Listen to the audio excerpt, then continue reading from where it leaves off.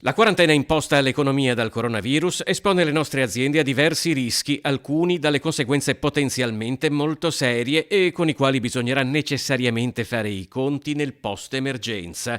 Oltre alla perdita di competitività, si temono in particolare due eventualità che potrebbero mettere in pericolo l'intero sistema economico veneto. Speculazioni economiche, infiltrazioni mafiose, due pericoli enormi, mortali per le nostre aziende, per la nostra economia. Dobbiamo stare molto attenti, dobbiamo stare attenti che non arrivino magari dall'estero, che non arrivino aziende che vogliono comprare magari a prezzo di saldo i nostri gioielli di famiglia, così come dobbiamo stare molto attenti e il sistema veneto, il sistema italiano deve mettere una griglia pesantissima al pericolo di infiltrazioni mafiose.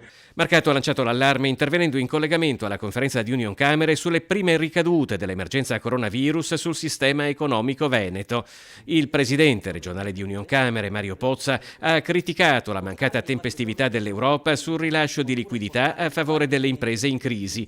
I decisori europei, ha detto, si stanno prendendo 15 giorni di riflessione e intanto la crisi si acutizza. Così, ha concluso, si rischia la fine dell'Unione Europea. Quando c'è una crisi grande, potente come quella che stiamo vivendo noi oggi, il rischio che la criminalità organizzata magari si sostituisca al sistema del credito o acquisti pezzi interi della nostra economia è un rischio reale. Quindi tutti noi dobbiamo mantenere alta la guardia e impedire che la criminalità organizzata metta le sue mani sudice sulla nostra economia. I punti su cui la Regione, che ha inviato al Governo le sue osservazioni, prepara la risposta all'emergenza, si basano su credito, microcredito, sburocratizzazione e modifica dei criteri di ripartizione dei fondi europei. All'Europa si chiede di rivedere le regole per l'accesso al credito, per dare possibilità agli istituti di erogare i finanziamenti con maggiore flessibilità e la sterilizzazione del rating per le aziende costrette a chiedere la moratoria.